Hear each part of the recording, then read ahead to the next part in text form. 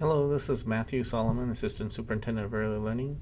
Today is October 18th, 2017. I wanted to start by welcoming many of you back that have had an opportunity to take time off during the summer. Also welcome those that are brand new to the program, a new part of our team. Welcome. I also wanted to take some time to recognize people for some amazing heroic efforts. We don't do enough to celebrate those times and those people that make this difference, from all the great work they're doing, but not simply great work. I've been inspired by what I've observed and witnessed in people in the centers, here in the support office, just doing amazing things.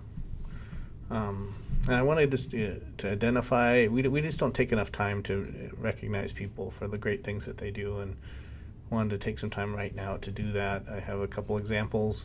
If there's other people that I haven't mentioned, please share your name, share what you've done with me, and I'd be happy to recognize you in my next video. But just want to take some time to do that because there are so many great things happening, so many amazing things people are doing to ensure that we are serving our children, giving them the best services that we can.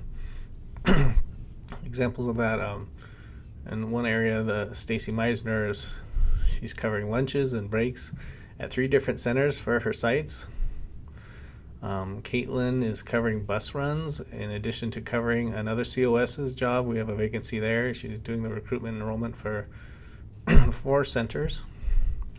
Kat and Luva are covering both AM and PM sessions there in West Ole to ensure that the kids in the afternoon get preschool services. Otherwise, they simply wouldn't have any services.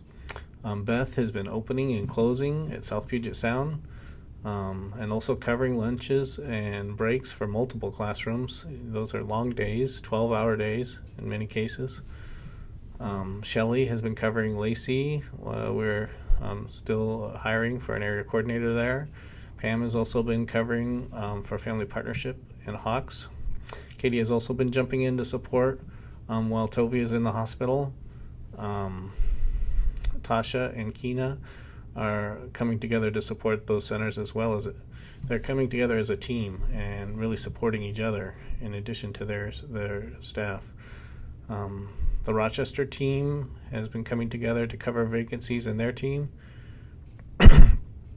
Pam and Patty up in Belfair have been supporting to both the AM and PM classroom. They're starting to do that just so we can get that afternoon classroom started. Otherwise, those kids, we don't know when they'd start. But they've agreed to help us out so those kids get services there in Belfair in that afternoon session. Jerry's also been doing some major lifting. Yeah, talk to her about that. Linda has been working to help all our centers with recruitment and enrollment, even though she's the only family support person in the program at this point. There's another vacancy there.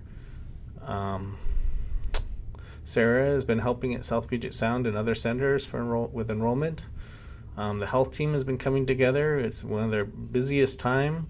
They're short-staffed by 2 health advocates, but they're making everything work. I don't know if if you've been here for a while. Bud Land was a previous facilities coordinator, and he is with us in the interim while we identify and recruit and select a new facilities director. So you might see him around. He's been helping us out quite a bit in preparation also for the review. Rhiannon has even been making people from Facebook and Indeed apply. She hasn't been making them, but she's been encouraging them to apply for open positions. We've gotten a number of applications or interest communications, and so she's been following up with those. Many people have been putting in long hours just to ensure that all the services are provided for those children. They're adequate. I think also Patricia and the food service team that have been really putting in long hours to ensure that the children are fed and that they get improving that system of food service that we're piloting this year as well. They've been putting in a lot of time and effort in making that work and improving that as we're working out those kinks. So they're doing a wonderful job, just great, amazing work. So I just want to say again, you are doing great things. You are you're heroes for the program, for your team, and for the children and our families.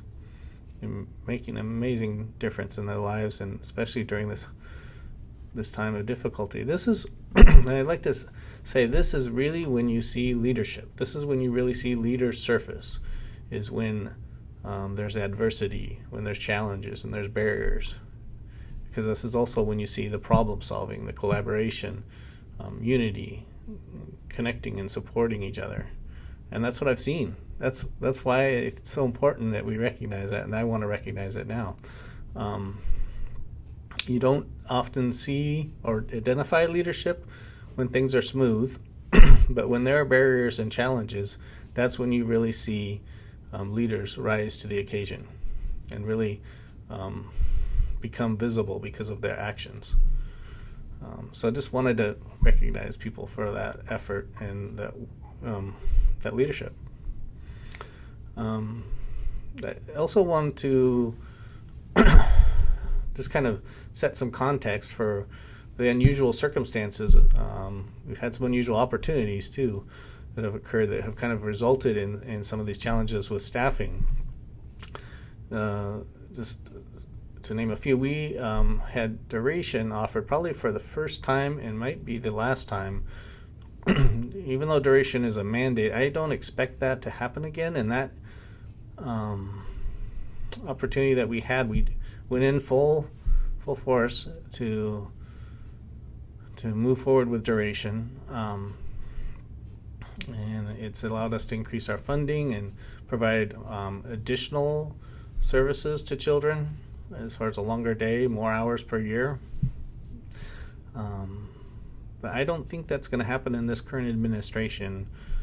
It may not happen ever again. So this was kind of an unusual circumstance as far as that opportunity. And speaking of unusual, South Puget Sound Community College, the previous provider for or contractor for that contract, had been there pretty much since the inception of the early learning program there.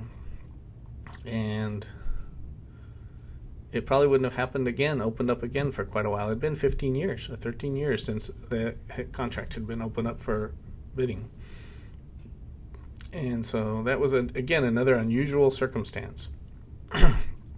But as a result of those things, we probably had 50 new positions open up just from the duration opportunity, and at least 20, maybe 30 positions, I think it was 27, from the South Puget Sound Community College contract. So that was almost 80 positions that we had that were brand new, in addition to our regular turnover, which we had in the last 3 months. We've had 21 new positions become vacant due to turnover. So that's a significant amount of staffing required. And so again, it's an unusual situation, and that's why we are facing some challenges with our staffing. We currently have 26 to 30 positions currently open still. Still working on those. And we have a couple classrooms that are still not open. Shelton, the AM/PM session currently is not operating because of staffing. We don't have enough staff there. Or the Friendly Grove site has not opened as well. Again, due to staffing. We don't have the staff needed to run the program there. So we are working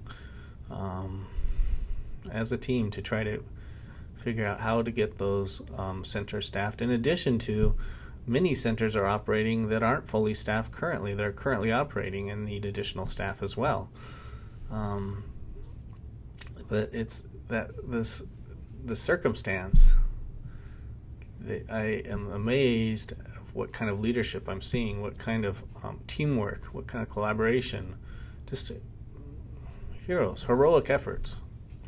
And I just want to thank you for that, for what you're doing. You're great. You're doing great things. Also, we are in our review year for our federal program for Head Start. This year, there'll be a focus area 2. We will be giving you more information as we learn more about what's going to be coming here in the federal review in preparation for that. So we do well in this federal review. Though this is a new year as far as the standards, and the system itself for federal reviews is different. There's not so much of a checklist kind of monitoring approach this year. It's much more engaging. It's involving more questions and interviewing of staff, and really learning and observing what do you do, what is actually done to meet the requirements for Head Start, rather than what boxes are checked, what's documented in that sense. Though they will check those things as well. It's just good to be prepared to understand that you'll probably be involved in a conversation this year for federal review. The other thing I wanted to just update you on, when we were faced with the shortage, we are trying to problem solve here at this level. Do we just see if we could return some of the money, since we're not going to be able to serve those kids in Shelton and Friendly Grove, and because it's going to put so much stress on the program to try to find more staff. But when we're connecting with the regional office of Head Start, they informed us that they don't have the authority for us to even give money back. That would end up potentially hurting the program permanently, in the sense that we would have to give back slots. It's over 70 slots that we aren't serving at this moment, but that we are going to work towards serving. So we didn't want to jeopardize the integrity of the program or those slots by considering doing something like that. So we are working towards making those services available for those kids that currently don't have those services, but where we do have those slots but don't have the staff to provide them. So we're working towards that, and wanted to just keep you informed of that situation as well.